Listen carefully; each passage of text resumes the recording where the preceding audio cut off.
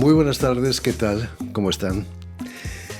Después de la cumbre de la OTAN en La Haya, en la que se impuso a los países miembros gastar un 5% del PIB en defensa, me ha quedado la extraña sensación de que nuestra sociedad está siendo atraída por un agujero negro. Nuestro invitado de hoy, el compositor catalán Héctor Parra, muestra también su fascinación por los agujeros negros en su obra Inkscape, que interpretaron el Ensemble Intercontemporáneo y la Orquesta Nacional de Lille en la Filarmonía de París, dirigidos todos por Alexandre Bloch.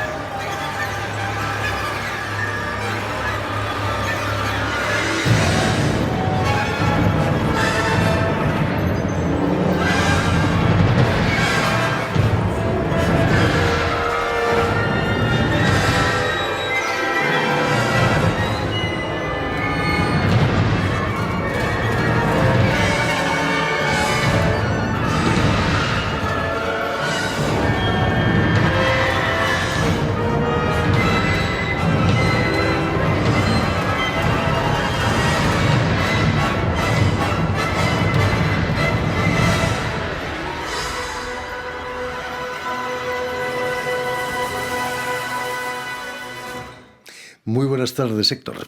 Buenas tardes, Jordi. Bienvenido a Radio Francia Internacional. Gracias.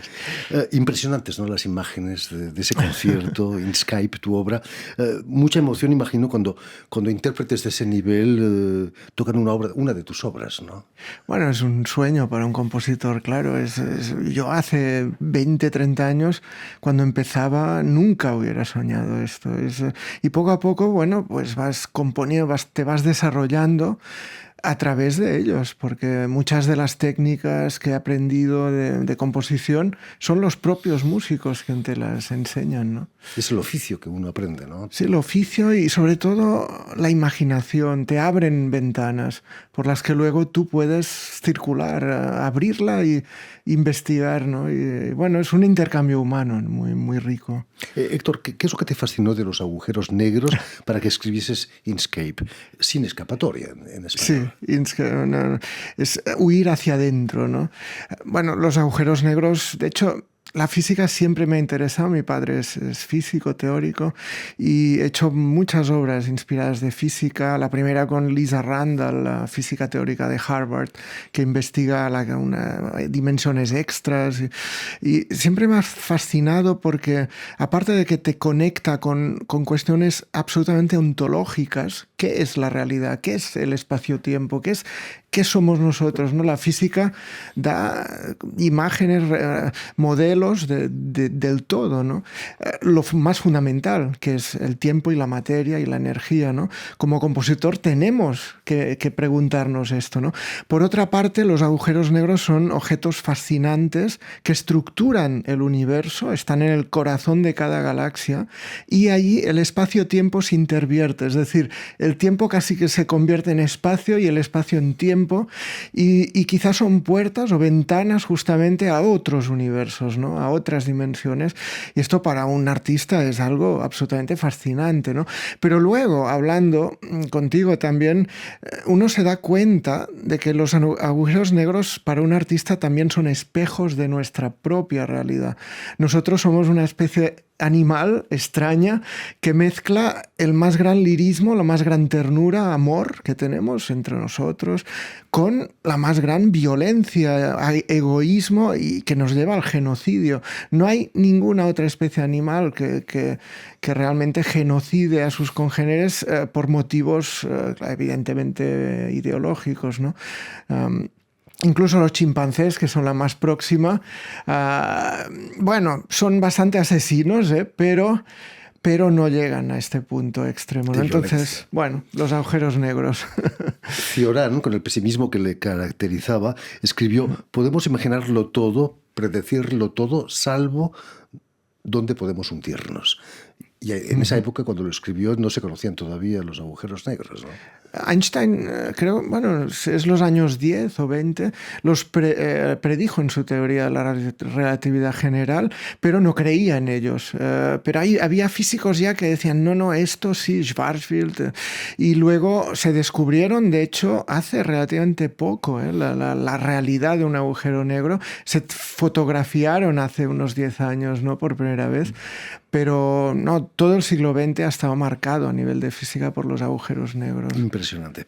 Permíteme, Héctor, que recuerde a nuestros oyentes que has nacido en Barcelona, donde vas a estudiar en el conservatorio con el compositor Carles Guinovart.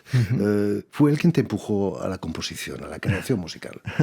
Sí, Carles Guinovart fue mi profesor en el Conservatorio de Barcelona, alguien muy abierto, me dejaba cancha libre, vaya, y esto se lo agradezco realmente. También estudié allí con David Padrós, otro compositor catalán, discípulo de Klaus Huber, y quizá esto me enraizó mucho a una cierta escuela centroeuropea. Klaus Huber fue profesor de grandes compositores, Kaya Sariajo, Brian Ferneyhough, Michael Jarrell, y Jarrell fue mi último profesor. Estuve en Ginebra con él. Y me marcó mucho también, a pesar de que estuve solo un año, pero me pulió mucho la escritura. Yo tendía a escribir mucho, todo era negro en mis partituras, y Jarrell pues me filtró esta negrura, esta densidad, y yo creo que soy un poco fruto pues de todo ello, y sobre todo de vivir en París con Ima, mi mujer, desde hace 24 años casi. Es decir, yo me he desarrollado tanto como mi pareja como yo, como personas en París. Es decir, es mi ciudad adoptiva, ¿no? Precisamente, ¿qué supuso para ti instalarte aquí en París para estudiar primero en la Universidad París 8 sí. y luego en el IRCAM como alumno, ¿no? Sí, primero en el IRCAM. De hecho, nos fuimos a París porque entré en el cursus del IRCAM en el año 2002.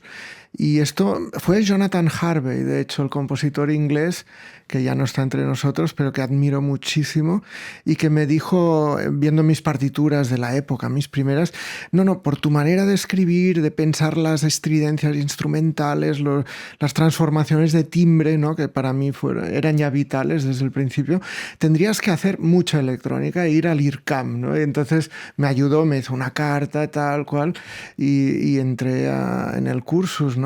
Y esto me cambió para siempre. El IRCAM, aprendí allí muchas técnicas de transformación de sonido, electrónicas, programación. No sabía nada. Yo llegué aquí de cero, ¿no? Era pianista yo más bien, era un pianista, director de coros también. Y esto me transformó porque trabajando 8 horas al día, transformando sonido, escuchando las transformaciones, te abre el oído, es otra ventana, ¿no? Que se abre. Y yo realmente creo que es fundamental para todos los compositores haber trabajado la electrónica. Luego, después, ya se verá si realmente la trabajas siempre o puntualmente, ¿no? Pero al principio de una carrera es un universo ineludible, ¿no? Después de todas las revoluciones que hubieron en el siglo XX en la música, ¿no era difícil plantearse componer en el siglo XXI? Sí, yo de hecho me lo planteé poco a poco, ¿eh? Pero ya te digo, primero era pianista, me gusta mucho tocar, sobre todo música rusa, Scriabin, Rachmaninoff, también mucho Chopin.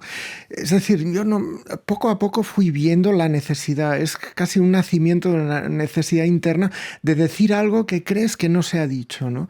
Digo, bueno, yo aquí tengo mi ventana, ¿no? Tengo mi dimensión, y poco a poco, pues ni lo pensé.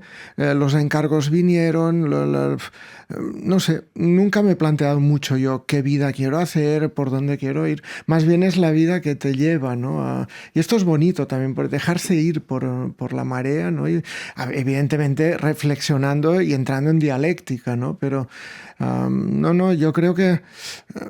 Yo encontré una manera de trabajar pues, el timbre instrumental, la polifonía, ligada intrínsecamente a la forma, a la arquitectura, pues que quizá creo que mezclando pues esto, un poco Jonathan Harvey, la complejidad de un Brian Ferneyhough quizá, Michael Jagel me influyó mucho, también Yamagues, por ejemplo, toda la electrónica en vivo del IRCAM, estudié también con Philippe Leroux y Philippe Manoury en una cierta época. Entonces, bueno, estos grandes maestros, pues Callas Ariajo, evidentemente, siempre me ha influido su textura instrumental, sus velos de polifonía que se entrecruzan con una armonía densa, ¿no? Llena de humanidad. Esto es bestial, ¿no? Increíble. Me contabas que te interesas por la física, por la música, por supuesto, por el piano, pero también por el arte, hasta el punto que llegaste a trabajar en un taller de pintura, ¿no? Ahí en Barcelona. De hecho, mis inicios más bien son plásticos. Desde los 3 años tengo el recuerdo de dibujar siempre. Era mi gran pasión, el dibujo. Yo era el niño, el dibujante de la clase, no era el músico de la clase. Y luego sí, trabajé con Francesc Miñarro, un pintor catalán, en su taller muchos años, incluso hicimos obras juntos en el Liceo de Barcelona, decoraciones, bueno, y aprendí mucho de él, mucha composición también. Él era figurativo, es decir, yo no he trabajado un arte desarrollado distintamente, pero pintábamos de modelos, del natural, en estudio, es decir, un trabajo artesanal, ¿no? Y él me enseñó mucho sobre el color, sobre grandes pintores que admiramos mucho, como Paul Cézanne, por ejemplo, o el Greco, Velázquez, a trabajar los clásicos, a admirarlos. Y luego aún ahora, yo estuve hace 3 años en la Villa Medici por un proyecto, trabajando un año, y allí dibujé casi todos los días torsos helenísticos de los grandes museos de Roma. Todo el arte helenístico está en Roma, copiado por los romanos, ¿no? En mármol, originalmente era en bronce, ¿no? Y allí me di cuenta, delante de estos torsos, que era una gran lección que tenía que aprender aún. Y dibujé quizá 300, 400 dibujos en Roma. Fue mi año romano, fue realmente aprender el lirismo de estos cuerpos increíbles helenísticos. No se quejaba el director de la Villa Medici, está diciendo, tenemos un compositor que dibuja, ¿qué es esto? Sí, bueno, no lo enseñé tampoco. Luego sí, mi exposición en la Villa como proyecto de final de Pensionnaire fue dibujos junto con partituras. Fue toda una sala forrada de partituras con dibujos, ¿no? Pero magnífico. Bueno... En España teníamos un médico el siglo pasado, Gregorio Marañón, que decía que un médico que solo sabe medicina no sabe ni medicina. Él escribía, apasionado por la literatura. Para un compositor también que solo sabe música, no sabe ni música. Bueno, puedes saber solo música y saber mucho, pero yo más bien, lo decía el otro día con Nima, mi mujer, mira, fíjate de los, 300 libros que compramos los últimos meses, de música quizá hay 10 o 15, ¿no? Es decir, nos interesamos por muchos temas, y yo creo que esto... No sé si te hace técnicamente más fuerte, pero en todo caso te hace más humano, más expresivo. Puedes comunicar más tus emociones con la gente y puedes realmente sentir la realidad, que para mí soy muy pasoliniano en ello, ¿eh? Mi ópera en Roma era sobre Pasolini. Aquí yo pienso que la gran preocupación de un artista en general es percibir la realidad y expresar tus emociones o tu pensamiento estético confrontado a esta realidad, ¿no? Y para comprenderla es muy difícil, la realidad es muy mágica, es una maga, una bruja, ¿no? Nunca vas a llegar a ella, ¿no? Por eso... El año pasado fuiste a buscar la realidad a África. Sí. Y de eso salió una ópera, ¿no? Sí, fue con Milo Rau, ¿no? El gran metteur en scène suizo. Hicimos una ópera, se llama Justice, una ópera grande, con gran orquesta de 2 horas, sobre un evento que pasó en el Congo. Esto fue Milo Rau con sus The Congo Tribunal, que hace 10 años que está trabajando allí sobre partes injusticias que pasan en el sur del Congo, ¿no? En este caso fue la gran catástrofe de un camión lleno de ácido sulfúrico que quemó vivas a 23 personas que trabajaban en minas, ¿no? Y minas para nuestros móviles, para que puedan funcionar los móviles de todo el mundo con el cobalto, el coltán que hay allí. El Congo tiene el 95% del cobalto mundial, por ejemplo. Es un tesoro. Este país tiene las riquezas mineras más... En cambio, la gente allí que podría vivir mejor, pues no ven nada de ello. Todo es extirpado brutalmente y parasitado por las grandes potencias mundiales, ¿no? Entonces allí hicimos una ópera tomando como personajes reales las víctimas de este accidente, con su permiso, evidentemente, y nos fuimos con Milo y su equipo en Katanga, ¿no? El libretista, Fiston Mwanza Mujila, es de Lubumbashi, es decir, la ópera la compusimos junto con Fiston Mwanza, un congolés, un gran escritor, un poeta excelente. Él hizo el libreto con pleno conocimiento de causa, Milo creó la historia, ¿no? Y fue una experiencia única porque también tuvimos... a un gran guitarrista de rumba congolés entre nosotros.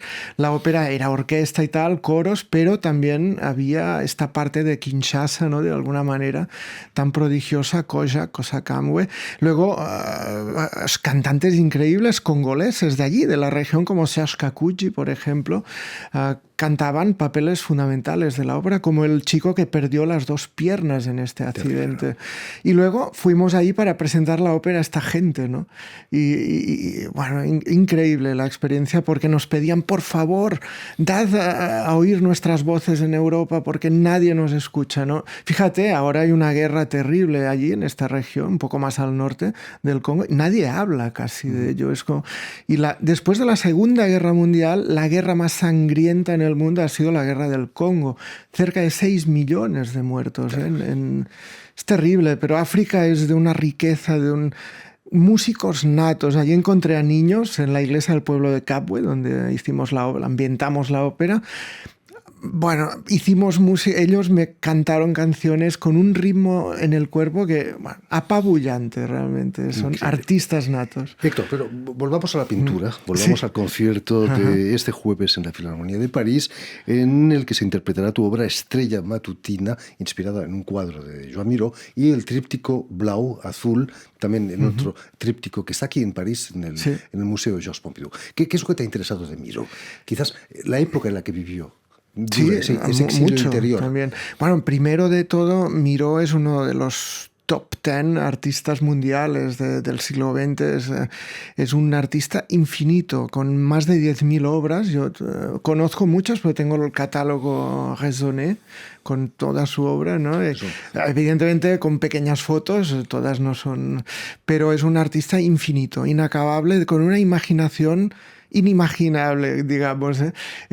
Trabaja todos los medios con lenguaje, se pone en la vanguardia absoluta en los años 20, 30, luego vuelve hasta los 70 con un arte inalcanzable. Entonces esto me atraía mucho ya de pequeño, yo copiaba sus obras de pequeño. Incluso mis padres me trajeron a su funeral en Santa María del Mar, yo tenía 7 años, y aún me acuerdo de este momento increíble, ¿no? Era como casi un Homero para los catalanes, una persona que resistió al franquismo, fue completamente denostada por el régimen fascista, pero su arte tan grande lo superó, ¿no? De alguna manera. Entonces, fue hace unos pocos años, ¿no? Con Imma Santa Creu, mi mujer pianista, con el confinement en París, encerrados con nuestro hijo de 6 años en la época en casa, empezamos a trabajar sobre todas las constelaciones, ¿no? Fue Carmen Martínez, también otra pianista, quien me sugirió la idea, y con Imma, pues en el piano creamos un lenguaje mironiano, con 100 objetos dentro del piano, trabajado electrónicamente casi, pero con la materia, ¿no? Esto fue fue una obra de 2 horas con el poeta Arnau Pons, escribió poemas para cada constelación, y luego fue Frank Matlener, el director del IRCAM, que llamó a muchos compositores durante la pandemia para ver, bueno, ¿qué hacéis? Estamos todos parados, a ver cómo podemos entamar proyectos. Y me dijo, ¿tú qué haces ahora esto sobre Miró?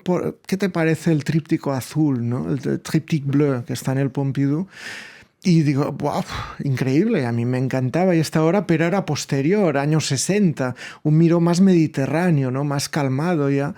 Yo estaba, Miró años 40, el resistente al fascismo, ¿no? Entonces, bueno, dijo, sí, tanto, y pensamos un proyecto doble, instalación en la Sala Miró del Centro Pompidou con cascos, donde el público podría crear su propia música transitando entre los cuadros, y concierto para trompeta, orquesta y electrónica sobre el tríptico, ¿no?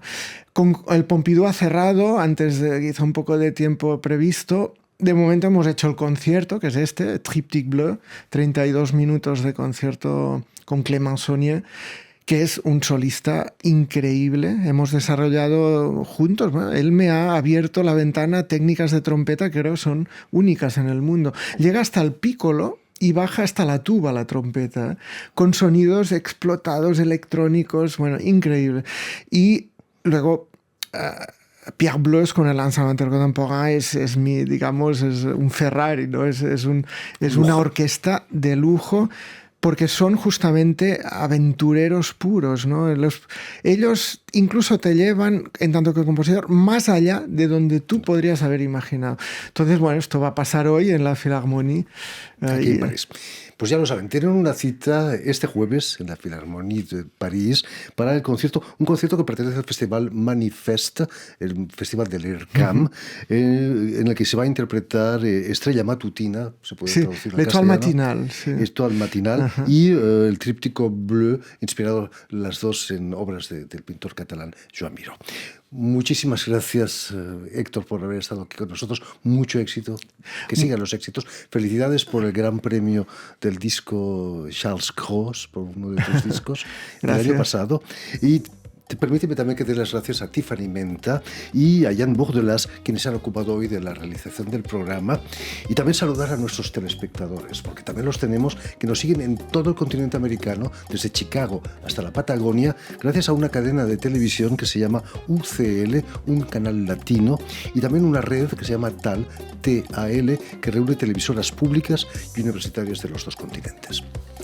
Y a ustedes, muchísimas gracias por su atención y les damos cita para una nueva edición de El Invitado de Radio Francia Internacional.